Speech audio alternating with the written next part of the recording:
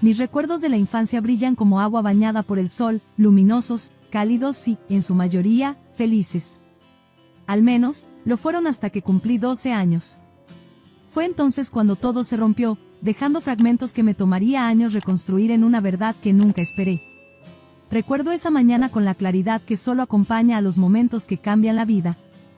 El sonido de los pasos de mi padre bajando las escaleras de madera, cada uno resonando con una sensación de final.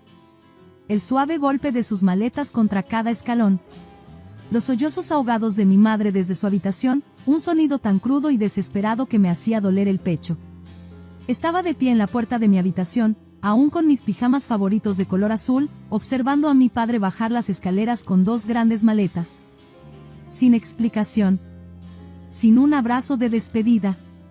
Nada más que el pesado sonido de la puerta principal cerrándose y el motor de su auto arrancando en la entrada. Corrí hacia la ventana, presionando mis pequeñas manos contra el vidrio frío, viendo cómo su onda plateado desaparecía por nuestra calle. Seguí esperando que las luces de freno se encendieran, que diera la vuelta, que regresara para decirme que todo esto era solo un terrible error. Nunca lo hizo. Más tarde ese día, encontré a mamá en la cocina. Sus ojos estaban rojos e hinchados, y sus manos temblaban mientras sostenía su taza de café. ¿Por qué se fue papá?, pregunté, con una voz pequeña e incierta, esperando que ella pudiera ayudarme a darle sentido al caos que de repente envolvía nuestras vidas. La taza golpeó la encimera con tal fuerza que me sobresalté. El café se derramó por el borde, formando ríos oscuros sobre nuestra encimera blanca. Porque es una persona egoísta y terrible, Noemí, escupió, con una voz cargada de ira y dolor. Abandonó a su propia hija, y ni siquiera quiere pagar la manutención. Ese es el tipo de hombre que es tu padre. En ese entonces, no entendía qué significaba la manutención infantil, pero la amargura en la voz de mamá me aterrorizaba. Nunca la había visto así, esa versión enfadada y rota de mi madre que parecía haber reemplazado de la noche a la mañana a la mujer cálida y risueña que conocía. Cuando intenté hacer más preguntas, me cortó bruscamente. Olvídalo. No merece nuestras lágrimas. Pero, ¿cómo olvidas a alguien que moldeó la mitad de tu mundo? Las primeras semanas no podía dejar de pensar en papá. Me quedaba despierta por las noches, con la mente corriendo llena de preguntas. ¿Había hecho algo mal? ¿No era lo suficientemente buena? ¿Debería haber sido una mejor hija? Seguía esperando que llamara o apareciera en mi escuela, que explicara todo, que hiciera que todo volviera a tener sentido. Pero nunca lo hizo. A medida que las semanas se convirtieron en meses, el dolor empezó a volverse menos agudo. Mamá tenía razón, era un traidor que nos había abandonado. Me refugié en la escuela y en mis pasatiempos, decidida a ser la hija perfecta para mamá. Ella parecía tan rota después de que papá se fue, y yo deseaba desesperadamente hacerla feliz, ser suficiente para llenar el vacío que él había dejado. Creamos nuevas rutinas, solo las 2. Noches de pizza y películas los viernes, donde nos acurrucábamos en el sofá con nuestras mantas favoritas y fingíamos que el espacio vacío junto a nosotras no existía. A veces me dejaba ayudarla en el jardín los fines de semana, enseñándome los nombres de las flores y cómo saber cuando los tomates estaban perfectamente maduros. Las cosas eran diferentes, pero nos estábamos arreglando. Entonces, unos 2 años después de que papá se fuera, mamá empezó a salir con alguien. Fue entonces cuando Ramiro entró en nuestras vidas, trayendo consigo una tormenta que cambiaría todo lo que creía saber sobre la familia y la verdad. Al principio, Ramiro parecía bastante amable. Le traía flores a mamá, nos llevaba a cenar a las 2, y preguntaba por mi escuela con lo que parecía un interés genuino. Pero ahora, al mirar hacia atrás, debería haber visto las señales de advertencia, los sutiles cambios que eventualmente pondrían mi mundo de cabeza. Tu mamá me dice que has estado quedándote tarde con tus amigos, dijo una noche, unos 3 meses después de que empezaron a salir. Su tono era casual, pero había algo en sus ojos que me hacía estremecer, una dureza que no coincidía con su sonrisa amistosa. Solo hasta las 6, dije a la defensiva. Mamá dijo que estaba bien. Él sonrió, pero su sonrisa no llegó a sus ojos. Bueno, las cosas van a ser un poco diferentes por aquí a partir de ahora. Una niña de 14 años necesita estructura. Recuerdo mirar a mamá, esperando que dijera algo, que defendiera nuestra nueva normalidad cuidadosamente construida. pero solo le sonrió adoradoramente a Ramiro y le apretó la mano. Fue entonces cuando lo sentí por primera vez, ese leve cambio en el suelo bajo mis pies, como si todo lo que conocía estuviera a punto de cambiar de nuevo. Y sí que cambió. Después de que mamá y Ramiro se casaron, mi vida se transformó en un laberinto de reglas y restricciones. Primero vino el toque de queda estricto, tenía que estar en casa a las 5 de la tarde en punto, sin excepciones. Luego apareció un cuadro de tareas, detallando cada actividad que debía completar cada día. Si dejaba una sin hacer, Ramiro me castigaba. Pero tengo práctica de voleibol los jueves después de la escuela, protesté cuando exigió que limpiara toda la cocina todos los días antes de las 6 de la tarde. Entonces tendrás que dejar el voleibol, dijo Ramiro sin rodeos, con un tono que no dejaba espacio para discutir. Tus responsabilidades en casa son lo primero. Busqué apoyo en mamá, pero ella solo asintió, una marioneta moviéndose al ritmo de los hilos de Ramiro. Ramiro tiene razón, cariño.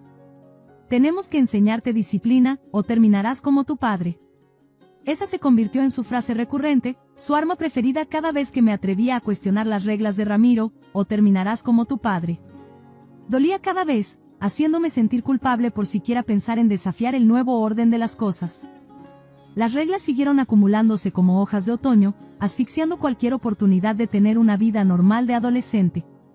Nada de teléfono después de las 8 de la noche. Las tareas escolares debían hacerse en la mesa de la cocina, donde Ramiro podía vigilarme. Necesitaba permiso para salir con amigos, permiso que rara vez se concedía. Incluso mi ropa se convirtió en un problema, con Ramiro insistiendo en aprobar mis atuendos antes de salir para la escuela. Un día llegué a casa 10 minutos tarde porque mi maestro de biología, el señor Rojas, quería discutir mi proyecto después de clase. Ramiro estaba esperando en la puerta, su rostro rojo de ira. ¿Dónde estabas?, exigió, con la voz tensa de furia contenida. El señor Rojas necesitaba hablar sobre. Sin excusas, me interrumpió. Estás castigada por 2 semanas. Dame tu teléfono. Pero eso no es justo, protesté, con la voz quebrándose. Estaba hablando con un maestro. 3 semanas ahora, dijo, extendiendo la mano. ¿Quieres que sean 4?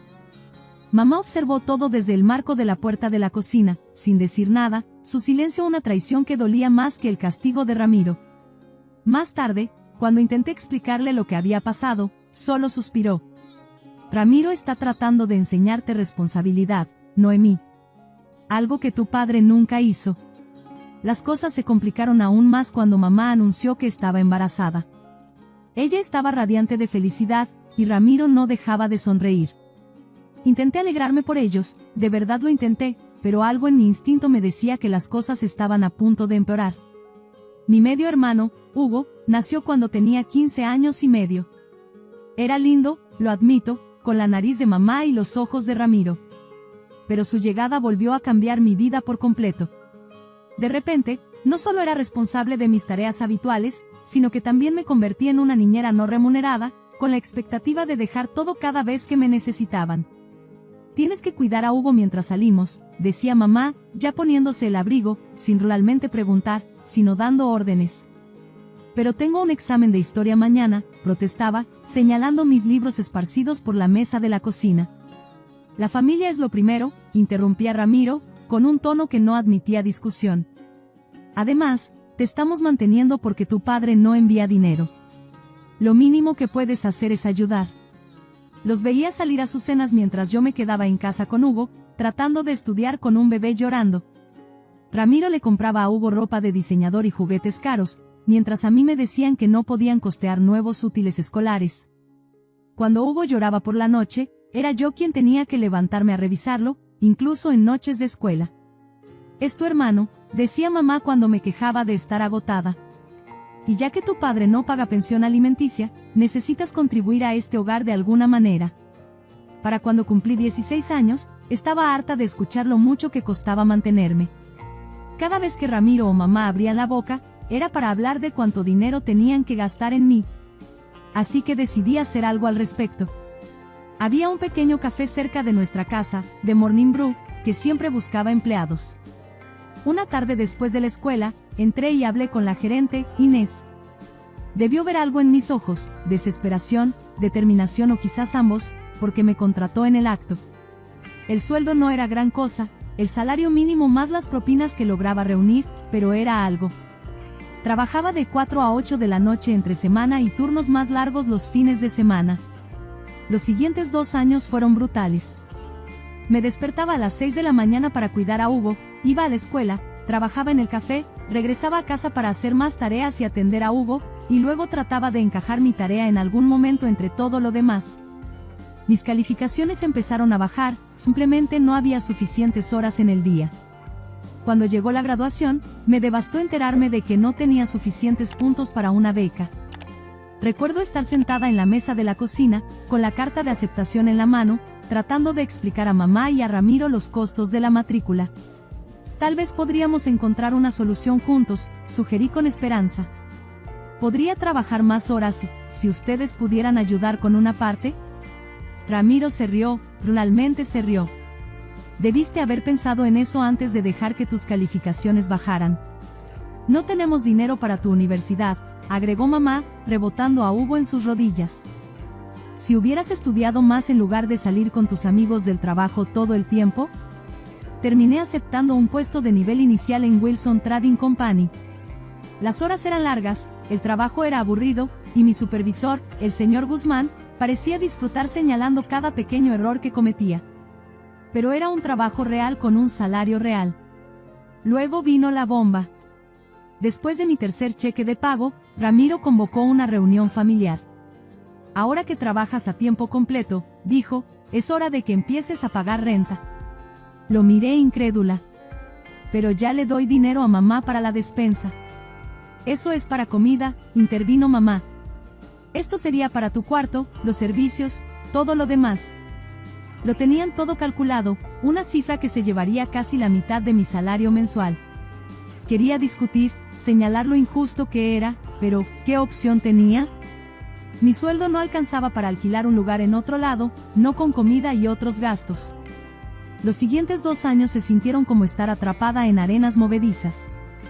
Cada mes entregaba una parte de mi salario, viendo cómo Ramiro y mamá gastaban dinero en las clases privadas de natación de Hugo y juguetes caros mientras yo usaba la misma ropa que tenía desde la preparatoria. Pero mantuve la cabeza baja y trabajé duro. El señor Guzmán eventualmente lo notó, y cuando se abrió un puesto de supervisor, me recomendó para el puesto. El aumento que vino con la promoción no era enorme, pero era suficiente para finalmente irme. Encontré un pequeño departamento de una habitación al otro lado de la ciudad. No era gran cosa, la pintura estaba descascarada y los vecinos eran ruidosos, pero era mío. El día que me mudé, mamá apenas levantó la vista de ayudar a Hugo con su tarea. Asegúrate de dejar tu llave, fue todo lo que dijo. Vivir sola no fue fácil. El departamento necesitaba reparaciones que no podía costear, pero al menos era mío.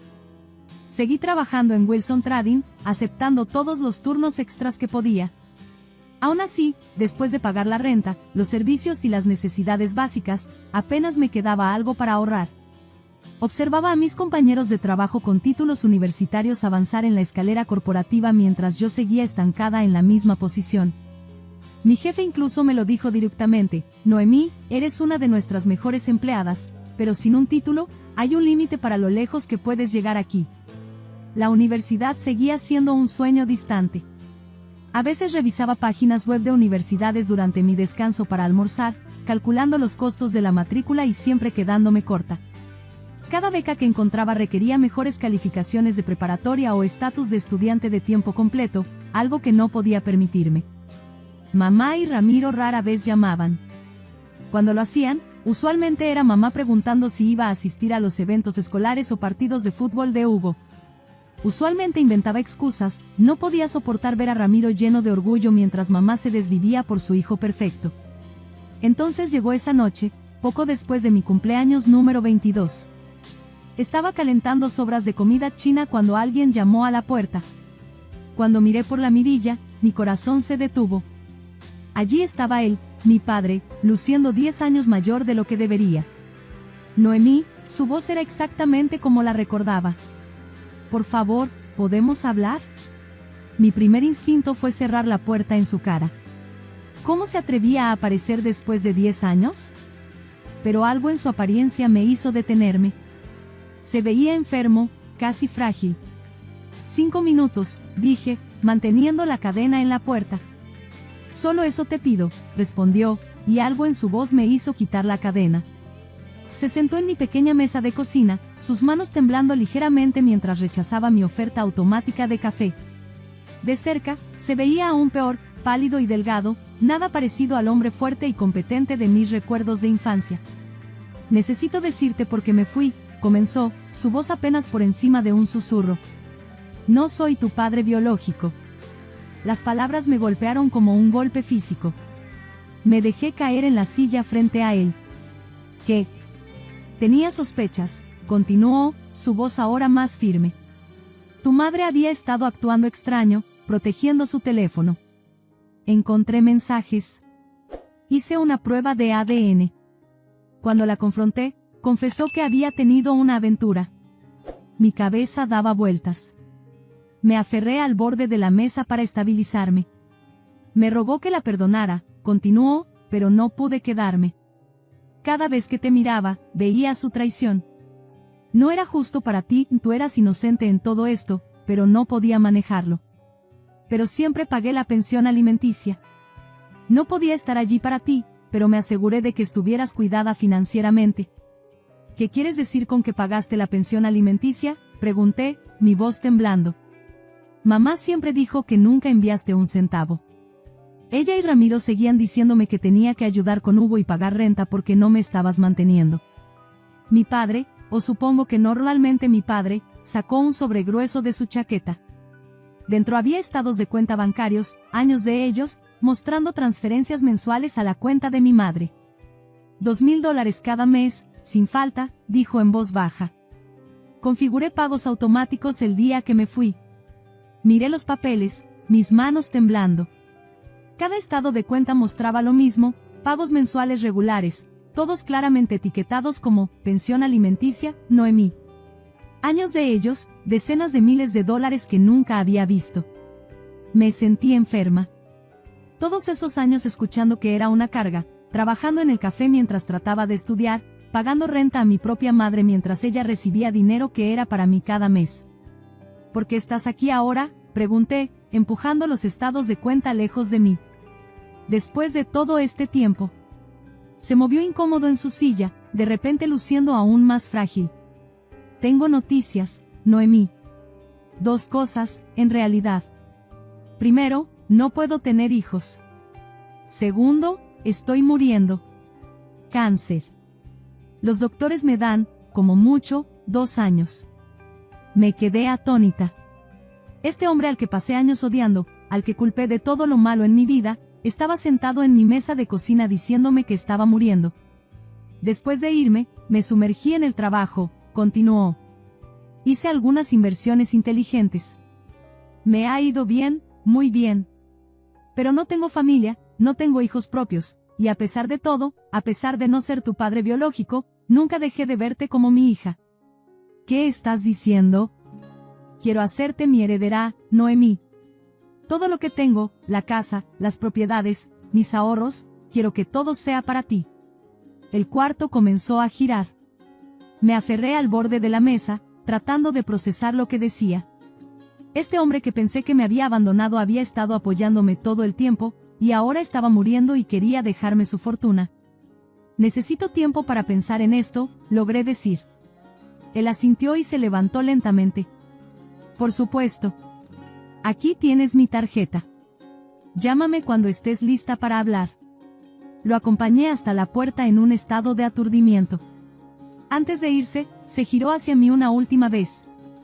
Por lo que vale, Noemí, lo siento. No por dejar a tu madre, ella tomó sus decisiones, pero lo siento por haberte dejado a ti. Debí haber encontrado la forma de decirte la verdad. Casi no dormí esa noche. Para la mañana siguiente, sabía lo que tenía que hacer. Conduje hasta la casa de mamá y Ramiro, apretando el volante tan fuerte que mis nudillos estaban blancos. Hugo estaba en la escuela y el auto de Ramiro no estaba en la entrada. Perfecto. Mamá abrió la puerta vestida con ropa de jardinería, luciendo sorprendida de verme. Noemí, ¿qué haces aquí? Necesitamos hablar, dije, entrando a la casa. La sala lucía exactamente igual, los juguetes de Hugo por todas partes, sus fotos escolares dominando las paredes, mientras cualquier rastro de mi existencia había sido cuidadosamente borrado. Papá vino a verme ayer, dije. Mamá se congeló a mitad de camino hacia el sofá, su rostro perdiendo todo color. ¿Qué? Sí, fue una conversación interesante. Mi voz estaba más firme de lo que me sentía. Quiere hacerme su heredera. Al parecer, le ha ido bastante bien. ¿Qué? El rostro de mamá se puso rojo, sus manos se apretaron en puños. Después de abandonarte, después de negarse a pagar un centavo de pensión alimenticia, ¿y tú simplemente lo vas a perdonar porque ahora tiene dinero? No pude evitarlo. Empecé a reírme, una risa dura y amarga que hizo que mamá diera un paso atrás. Eso es gracioso, mamá. Realmente gracioso. Porque me mostró sus estados de cuenta. Cada mes, durante 6 años, $2,000 en pagos de pensión alimenticia. ¿A dónde fue todo ese dinero, mamá? Porque a mí no me llegó. El color desapareció de su rostro. Noemí, yo. Y eso no es ni siquiera la mejor parte, continué, sacando los estados de cuenta de mi bolso. También me dijo por qué realmente se fue. Sobre la prueba de ADN. Sobre tu aventura. Mamá se dejó caer en el sofá, con las manos temblorosas. ¿No entiendes? Oh, entiendo perfectamente. Engañaste a papá, quedaste embarazada de mí y luego mentiste al respecto durante años. Luego, cuando él se enteró y se fue, seguiste mintiendo. Te quedaste con su dinero, dinero que era para mí, y lo usaste para ti y tu nueva familia. Necesitaba ese dinero, explotó mamá de repente. ¿Sabes lo difícil que fue ser madre soltera? Y luego, cuando llegó Hugo. Ni te atrevas a justificar esto, grité, años de ira reprimida finalmente saliendo a la superficie. Me hiciste trabajar durante la preparatoria. Me hiciste pagar renta. Me viste luchar para ahorrar para la universidad mientras tenías miles de dólares de mi dinero sentados en tu cuenta bancaria. El shock de mamá se transformó en enojo. Te crié. Te cuidé. ¿Y ahora te vas a poner de su lado solo porque está ofreciéndote dinero? ¿Ponerme de su lado? Puede que no sea mi padre biológico, pero al menos fue honesto conmigo, lo cual es más de lo que puedo decir de ti. Se puso de pie, con el rostro endurecido. Si aceptas su dinero, se acabó entre nosotras. ¿Me entiendes? Ya no serás bienvenida en esta familia. Miré alrededor del cuarto, los juguetes de Hugo, las fotos familiares donde yo no aparecía, esta casa donde nunca me sentía en casa. Eso es irónico, mamá. Muy irónico. Dejaste claro hace años que yo no era parte de esta familia. La única diferencia ahora es que finalmente entiendo por qué. Salí de la casa, dejando que la puerta se cerrara de golpe detrás de mí. Mamá no intentó detenerme. Esos 4 años con papá fueron un regalo que nunca esperé tener. Los doctores le habían dado como máximo 2 años, pero siempre fue terco. No voy a ninguna parte hasta verte graduarte, decía, y de alguna manera lo logró. Aprovechamos al máximo nuestro tiempo juntos. Entre mis clases nocturnas y sus tratamientos, nos reuníamos para cenar al menos 2 veces por semana. Me contaba historias sobre su vida, sus negocios, y hasta compartía fotos antiguas de cuando yo era pequeña. A veces simplemente nos sentábamos en silencio, viendo películas viejas o compartiendo una pizza. ¿Sabes?, dijo una noche, un año después de que nos reconectamos. Pasé 10 años arrepintiéndome de haberte dejado. Incluso después de descubrir que no eras biológicamente mía, nunca dejé de amarte como a mi hija. Recuerdo apretar su mano, incapaz de hablar a través de las lágrimas. Estuvo presente en todas mis presentaciones universitarias, sentado orgulloso en la primera fila, incluso cuando estaba demasiado débil para permanecer de pie mucho tiempo. Durante sus días buenos, me enseñaba sobre negocios, inversiones y todo lo que había aprendido al construir su fortuna. Los últimos meses fueron difíciles. El cáncer se había extendido y pasaba más tiempo en el hospital que en casa. Tomé un permiso del trabajo para estar con él, estudiando para mis exámenes finales en la incómoda silla junto a su cama. No tienes que quedarte, decía. intenta hacerme irme, respondía.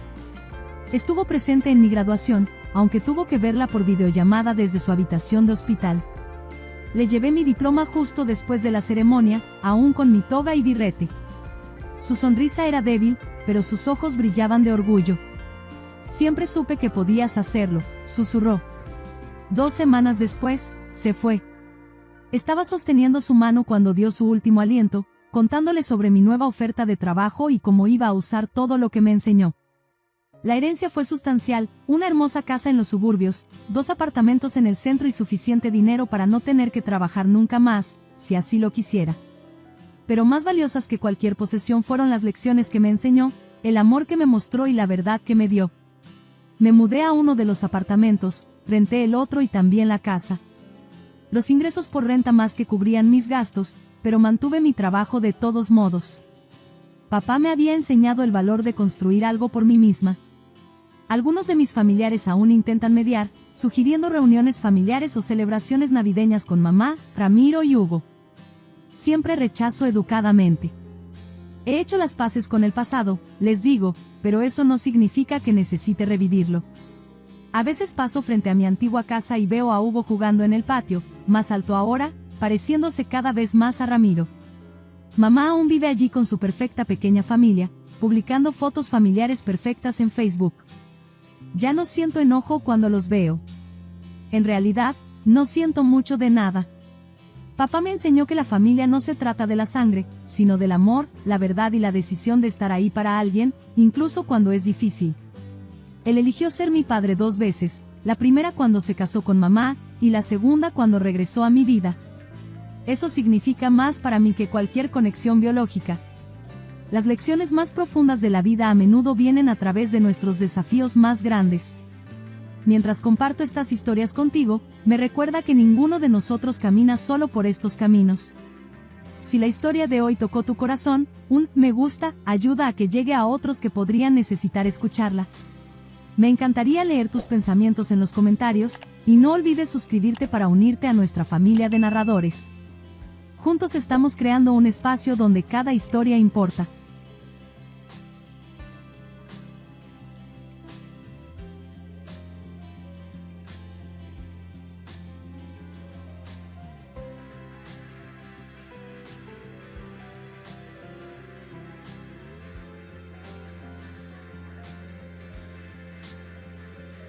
Nunca imaginé que mi hijo elegiría a alguien más sobre mí, pero esa noche, sus palabras destrozaron la vida por la que había luchado tanto para construir. Rafael no era solo mi hijo, era mi corazón, mi razón para soportar las batallas más difíciles de mi vida. Y sin embargo, ahí estaba yo, parada en la puerta, viendo cómo empacaba sus cosas y se iba a una vida que yo no podía darle. Esto no era lo que se suponía que debía sentir la maternidad. Soy Marisol, y estuve casada con Fernando por 15 años antes de que nuestras vidas se desmoronaran. Nos conocimos en la universidad, donde su carisma era magnético, atrayéndome como una polilla a la luz. Cuando descubrí que estaba embarazada en nuestro último año, pensé que nuestro amor superaría cualquier cosa. Pero Fernando no estaba listo para ser padre. Me pidió que considerara otras opciones, pero no podía. Su familia, profundamente tradicional, lo presionó para casarse conmigo. Aunque aceptó, sabía que no estaba feliz. Los primeros años fueron buenos, incluso dulces. Fernando trabajaba como ejecutivo junior mientras yo me quedaba en casa para cuidar a Rafael. A pesar de nuestros modestos recursos, lo hacíamos funcionar, compartiendo momentos de alegría en familia. Recuerdo a Fernando llegando a casa para jugar con Rafael, las risas resonando en nuestro pequeño departamento. Esos fines de semana en el parque parecían el fundamento de una vida que valía la pena construir. Pero cuando Rafael cumplió 5 años, las grietas en nuestra vida se hicieron evidentes. La carrera de Fernando despegó, y con ella, su ausencia creció. El trabajo se convirtió en su excusa para faltar a las cenas familiares, los cuentos antes de dormir y las promesas hechas a Rafael. Los fines de semana se transformaron en salidas de golf o almuerzos de negocios, y nuestra vida compartida se volvió una rutina solitaria para Rafael y para mí. Rafael se sentaba junto a la ventana, con sus pequeñas manos pegadas al vidrio, esperando a su padre. Mi corazón se rompía cada vez que Fernando rompía su palabra. Cuando Rafael tenía 7 años, decidí volver a trabajar. Nuestros gastos estaban aumentando, y el Fernando con quien me casé se había transformado en una sombra distante. Sabía que no podía depender de él, ni emocionalmente ni financieramente. Encontré trabajo como asistente administrativa, y mi madre generosamente se ofreció a cuidar a Rafael después de la escuela. Pero Fernando no lo apoyó.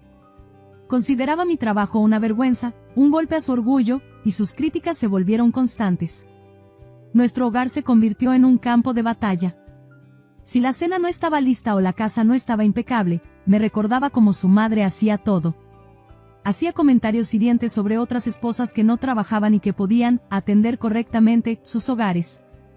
Lo peor de todo es que usaba estas críticas para poner a Rafael en mi contra, diciéndole que otros niños pasaban más tiempo con sus madres porque sus mamás no los descuidaban por un trabajo. Las discusiones se intensificaron, y Rafael se refugiaba en su cuarto, perdiendo su inocencia poco a poco bajo el peso de nuestros conflictos. Pero no podía renunciar. Necesitaba mi independencia, sabiendo que el desapego de Fernando solo podía llevar a algo peor. Y tenía razón. Cuando Rafael tenía 12 años, descubrí la infidelidad. Valentina, una cliente adinerada de la empresa de Fernando, lo había arrastrado a un mundo de lujos con el que yo no podía competir. Encontrar los mensajes en su teléfono fue como una puñalada en el corazón. Cuando lo enfrenté, no lo negó, en cambio, me culpó. Dijo que lo había alejado con mi trabajo y mi descuido. No fue solo una traición, fue una humillación. Fernando se fue, mudándose con Valentina, y se casaron en 6 meses. Fue entonces cuando comencé a perder a Rafael. Cada fin de semana con su padre y Valentina lo exponía a una vida de lujos inimaginables, 6 habitaciones, una alberca, vacaciones en destinos exóticos. A los 12 años, Rafael no podía ver más allá de la superficie. No entendía que la tolerancia de Valentina hacia él era pasajera o que sus promesas eran vacías. Comenzó a pedirme gadgets costosos, ropa de diseñador, cosas que no podía costear. Cuando le decía que no, reaccionaba con enojo, comparándome con Valentina. La brecha entre nosotros creció con el apoyo de Fernando. Sutilmente lo empujaba a pasar más tiempo con ellos, alimentando sus deseos materiales.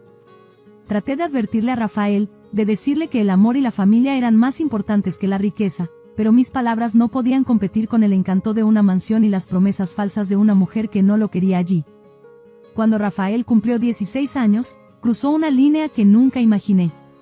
Declaró que quería que Valentina lo adoptara. Argumentó que ella lo entendía mejor que yo, que era más sofisticada, más una madre real. Cada visita a su casa traía nuevas comparaciones. Era como si yo ya no existiera en sus ojos como su madre.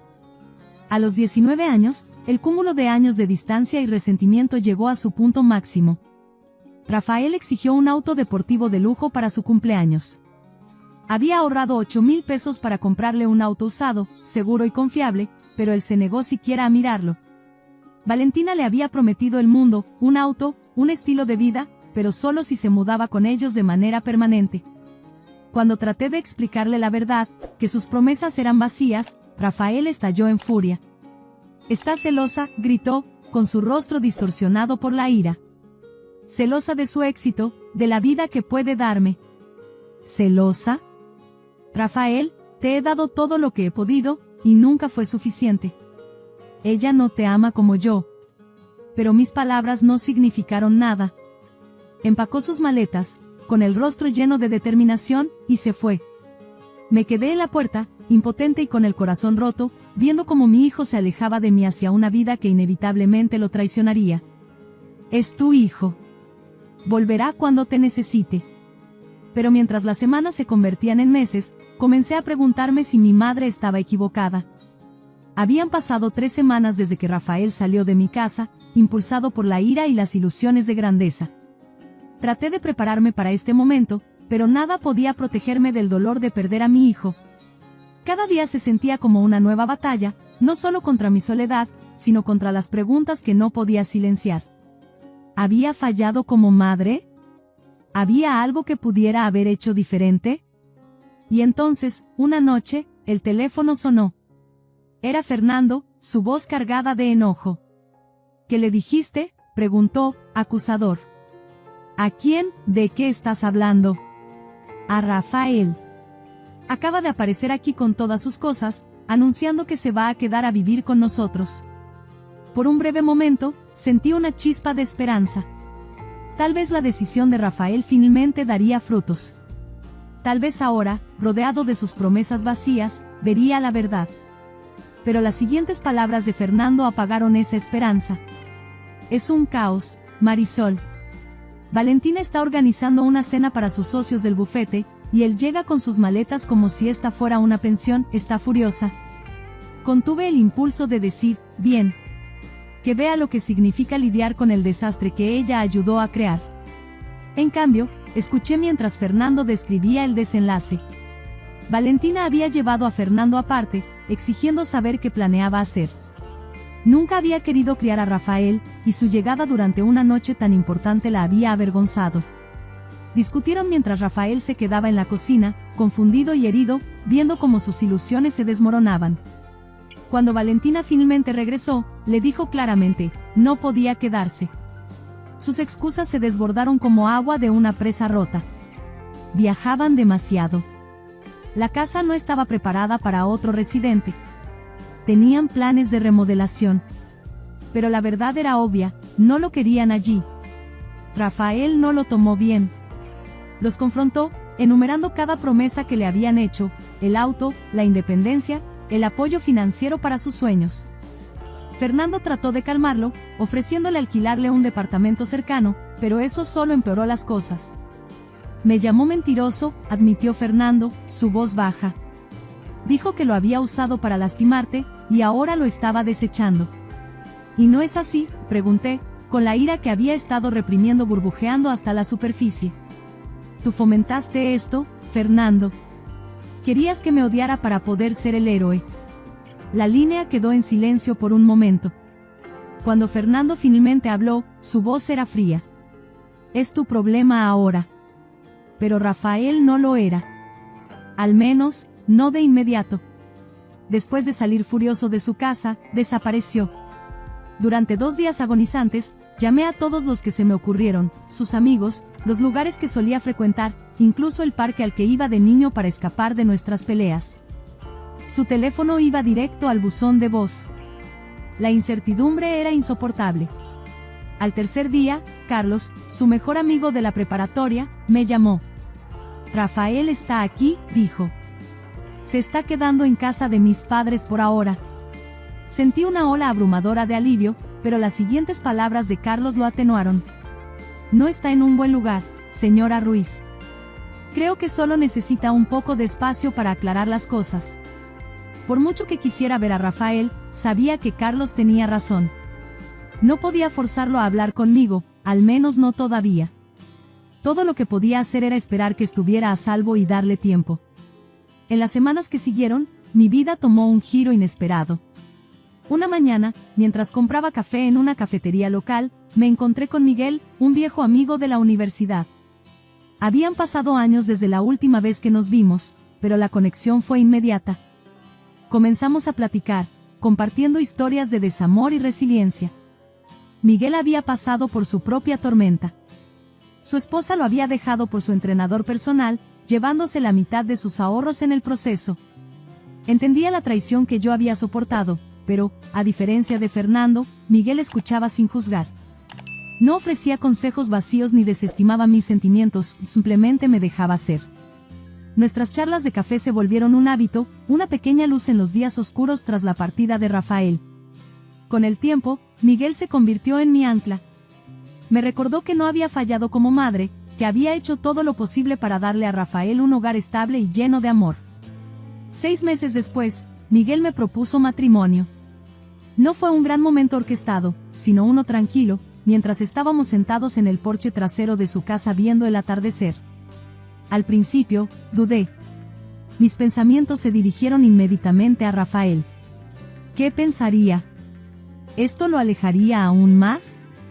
Pero entonces me di cuenta de algo que no había admitido antes. Había pasado tantos años poniendo mi vida en pausa por Rafael, tratando de protegerlo de las consecuencias de sus elecciones. Era hora de elegir mi propia felicidad. Dije que sí. Planeamos una boda pequeña e íntima. Le envié a Rafael una invitación a través de Carlos, esperando que pudiera asistir, pero no respondió. Mi madre me dijo que lo había visto trabajando en un restaurante al otro lado de la ciudad. Cuando trató de hablar con él, se alejó. Me dolió, pero lo entendí. Rafael necesitaba tiempo para encontrar su camino, y yo necesitaba permitírselo. Miguel y yo compramos una casa juntos y comenzamos un nuevo capítulo de nuestras vidas. Él dirigía una exitosa empresa de construcción e insistió en que dejara mi trabajo administrativo para ayudarlo a gestionar el negocio. Por primera vez en años, me sentí verdaderamente valorada y respetada.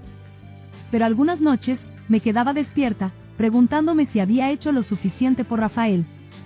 ¿Podría haber luchado más? ¿Podría haber evitado que caminara por este camino? Miguel, siempre mi fuente de calma, me recordaba: hiciste lo mejor que pudiste, Marisol. Volverá cuando esté listo. Quería creerle. Pensé que había venido a reconstruir nuestro vínculo, pero rápidamente me di cuenta de que tenía una agenda. Habían pasado 2 años desde que Rafael salió furioso de mi vida, pero el dolor de ese día nunca desapareció por completo. Entonces, una tarde, mi asistente entró a mi oficina con una expresión cautelosa. «Alguien está aquí para verte», dijo. Cuando levanté la vista, ahí estaba él, Rafael, de pie en la puerta. Parecía mayor, su apariencia pulida había sido reemplazada por una más cansada y desgastada. Su ropa estaba gastada, su postura insegura. Por un momento, solo nos miramos, con el peso de palabras no dichas entre nosotros. «¿Podemos hablar?», preguntó finalmente, su voz vacilante. Asentí y le hice un gesto para que se sentara. Rafael comenzó disculpándose, diciendo que lamentaba todo. Afirmó que se había dado cuenta de lo equivocado que estaba respecto a Fernando, Valentina y, lo más importante, a mí. Admitió que había sentido vergüenza de regresar después de cómo me había tratado. Pero mientras hablaba, comenzaron a surgir grietas en su historia. Había escuchado cosas a través de amigos en común, como Rafael había intentado salir adelante en Chicago después de irse de la casa de Fernando. Había trabajado en varios empleos, mesero, ventas al por menor, incluso promotor de clubes, pero nunca permanecía lo suficiente en ninguno para construir una carrera. Durante esos 2 años, no me había contactado ni una sola vez, ni siquiera para reconocer las tarjetas de cumpleaños o los mensajes festivos que le había enviado. Eventualmente, el verdadero motivo de Rafael salió a la luz. Había oído hablar del creciente negocio de Miguel y de nuestra nueva casa. Pensé que tal vez podrías ayudarme, dijo, con un tono que cambiaba a medida que detallaba su última idea de negocio, completa con números y proyecciones, y pidió capital inicial. Lo escuché, con el corazón hundiéndose con cada palabra. Esto no era una reunión. Esto no era mi hijo regresando para reparar los pedazos rotos de nuestra relación. Esto era desesperación disfrazada de reconciliación. ¿Cuál es tu plan para devolver el préstamo?, le pregunté, manteniendo mi voz firme. Rafael se ofendió. ¿Préstamo? Mamá, eres mi madre. Deberías querer ayudarme a tener éxito. Así no funciona esto, Rafael, dije suavemente pero con firmeza. Si quieres ayuda, tiene que venir con responsabilidad.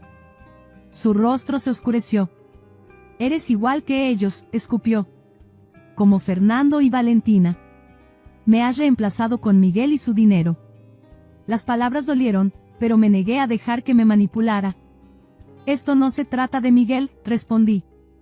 Esto se trata de ti, Rafael. No puedes seguir corriendo hacia las personas solo cuando necesitas algo. Las relaciones no son transacciones. Se levantó abruptamente, tirando su silla. Pensé que habías cambiado, dijo amargamente. Supongo que estaba equivocado. Y así, volvió a salir de mi vida. En los meses siguientes, el comportamiento de Rafael se volvió más errático. Aparecía en nuestra casa sin avisar, cada vez con una nueva historia sobre por qué necesitaba dinero, la renta, una oportunidad de inversión, incluso una supuesta factura médica. Miguel estaba furioso y sugirió pedir una orden de restricción, pero no podía hacer algo tan drástico. En lugar de eso, acordé reunirme con Rafael en un lugar neutral, una cafetería cerca de mi oficina. Cuando llegó, no le permití comenzar con otro discurso. Necesitamos hablar, dije, cortándolo. No sobre dinero, sino sobre nosotros. Rafael se removió incómodo en su silla, pero permaneció en silencio. Siempre te amaré, Rafael, comencé, pero no puedo seguir haciendo esto. No puedo permitir que me trates como una red de seguridad o un cajero automático. Si quieres una relación conmigo, tiene que basarse en respeto y honestidad. Le expliqué que debía asumir la responsabilidad de su vida. Encontrar un trabajo estable, asegurar su propio lugar para vivir y decidir qué quería, no de mí, sino para sí mismo. Trató de argumentar, pero no me dejé convencer. Esto no se trata de elegir a Miguel por encima de ti, le dije. Esto se trata de mí y de mi necesidad de proteger mi paz. He pasado años cargando la culpa de tus decisiones. Ya no puedo hacerlo. Rafael se fue de esa reunión enojado, acusándome de abandonarlo nuevamente. Pero esta vez, sus palabras no me rompieron. Había trazado una línea, y por primera vez en mucho tiempo, me sentí en paz con ello. Pasaron meses, y solo recibí mensajes esporádicos de Rafael. La mayoría eran intentos velados de pedir dinero, a los que respondía redirigiéndolo a nuestra conversación sobre límites. Miguel se preocupaba de que estuviera siendo demasiado indulgente, pero sabía que este era mi camino para ser fiel a mí misma. Un día, recibí noticias de Carlos.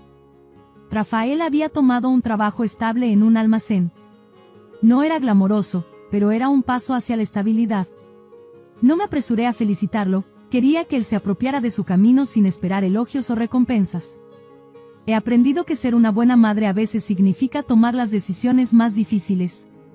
Siempre amaré a Rafael, pero no puedo permitir que ese amor destruya la vida que he construido. Si alguna vez quiere reconstruir nuestra relación, estaré aquí, pero no sacrificaré mi paz por alguien que no está listo para cambiar. Mientras me siento aquí esta noche, mirando la vida que Miguel y yo hemos construido juntos, siento una claridad agridulce.